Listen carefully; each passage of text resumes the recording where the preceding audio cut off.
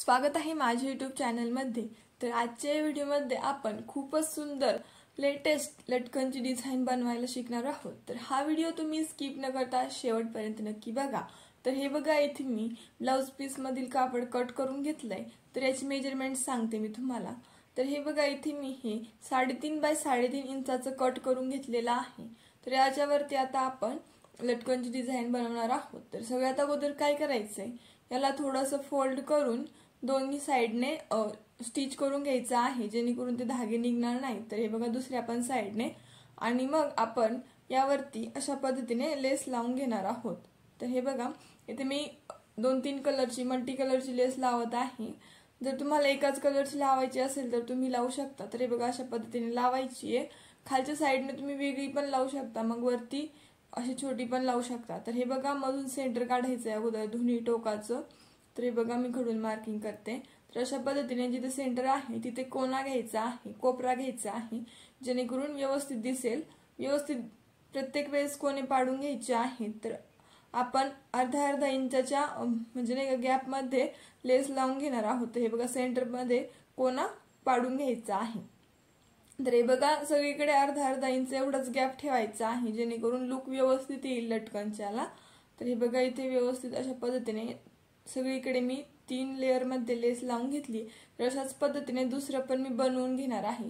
तर हे बघा, इथे मी दुसरं पण याच पद्धतीने बनवून घेतलेला आहे। तर आता आपण पुढची प्रोसिजर करणार आहोत। तर हे बघा, दोन्ही पण व्यवस्थित झालेत, मध्ये कोने पण आलेत आणि लेस पण व्यवस्थित अर्धा इंचाच्या गॅप वरती लागलेली आहे। तर आता आपण मध्ये इथे नॉट घालणार आहोत।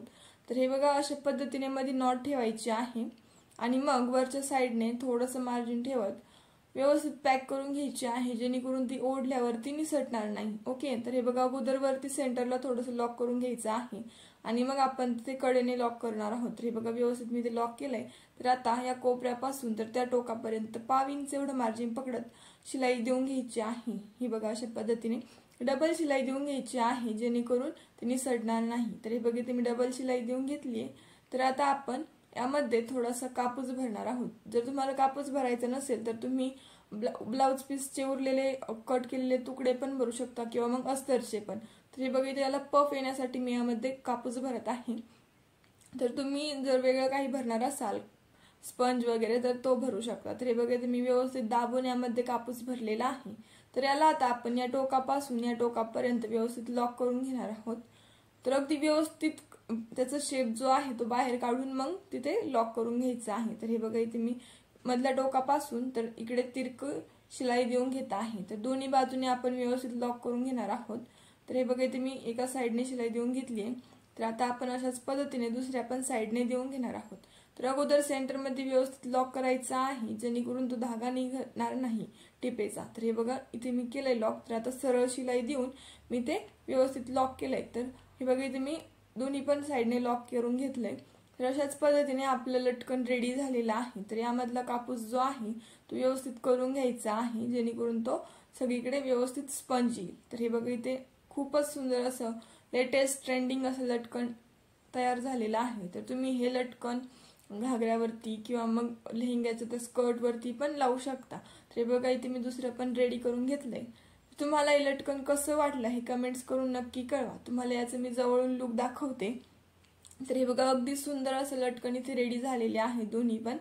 तर तुम्हाला लटकनची डिझाइन कशी वाटली हे कमेंट्स करून नक्की कळवा। व्हिडिओ आवडल्यास व्हिडिओला लाईक करायला व शेअर करायला विसरू नका। आणि असेच लटकनचे नवीन डिझाईन्स बघण्यासाठी, ब्लाउजचे बॅकनेक डिझाईन्स बघण्यासाठी आपल्या पूजाज क्रिएटिव्ह स्टिचिंग या YouTube चॅनलला सबस्क्राइब करायला अजिबात विसरू नका। Okay, thank you.